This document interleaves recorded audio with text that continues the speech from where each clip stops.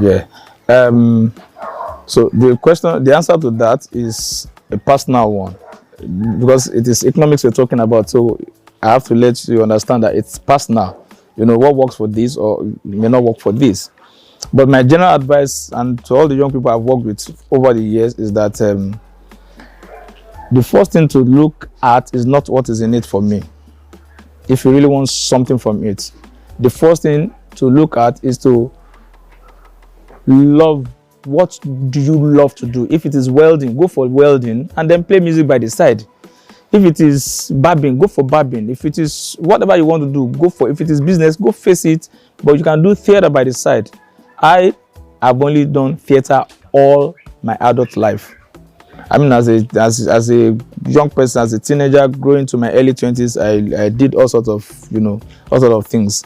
I was a science student in school, so I had a very rough beginning, because if you were in class with me in my secondary school, you didn't bother your head about who was going to come last in certain subjects, because I was there for you. You know, mathematics, physics, chemistry. You know, I had F9 in all of those things. I only passed English and any subject that is related to writing and reading without calculations.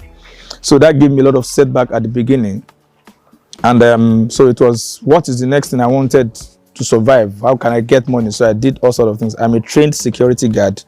I was a cleaner in a hotel. I was a bartender. I was a receptionist. I did all sorts of odd jobs until I found what I was passionate about. The moment I found the art, or the art found me, I forgot about what I was going to eat. I didn't think about that. So it didn't just bother me. I just wanted to perform.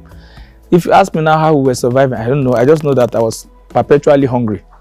So anytime there was food, I just ate like there's no tomorrow, and then just dived straight into learning, into practicing every day from morning till night. Myself and my friends, that's all we did, you know. We weren't bothered about that yet. And it took us a couple of years before people started thinking that what we're doing is good enough to be paid for. So, if to make it economically viable is first and foremost to be very, very good at it, because art is a commodity too. It's a service that is required by every living soul. So if you are so good, they're going to come for you. It may take time. And if you think you're going through anything that art is not economically viable, go into the banking sector, go into law, go into medicine. You'll see the challenges are there all over.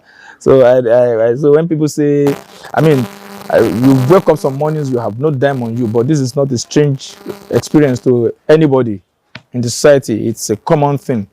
So if you're thinking economic viability, you must think of artistic perfection, you know. So the trick is that we stayed at it. I've never done anything since I started the art, nothing. Maybe now I've started rearing turkeys and fishes, you know, to diversify my income, but I'm just enjoying myself. The things I rear and the things I do are the things I can consume myself, you know. But the realistic, it's just that it has it's seasonal. It has its dry period. That's when passion will come to fore, you know. And because when there are no shows happening, you dare not sit down. You must keep practicing. You must keep working. You must keep, as a dancer, your body must be in form. You must keep reading. You must keep finding out things. And you don't have a show, and you wake up in the morning to go, and we're not rehearsing today because we just the festival ended on Sunday.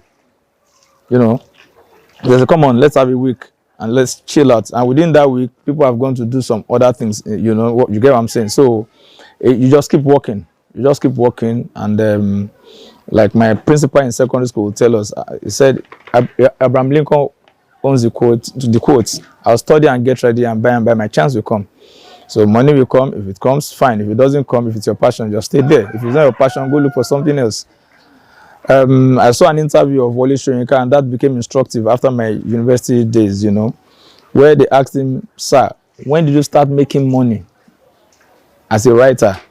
And he said, well, I wasn't thinking about bread and butter when I started. No, sir, tell us, when did you start making money?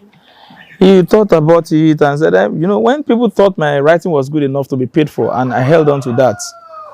That for any artist, just make sure that your art form is good enough to be paid for, and you have to work for it. If money comes, you are lucky. If it doesn't come, you are happy.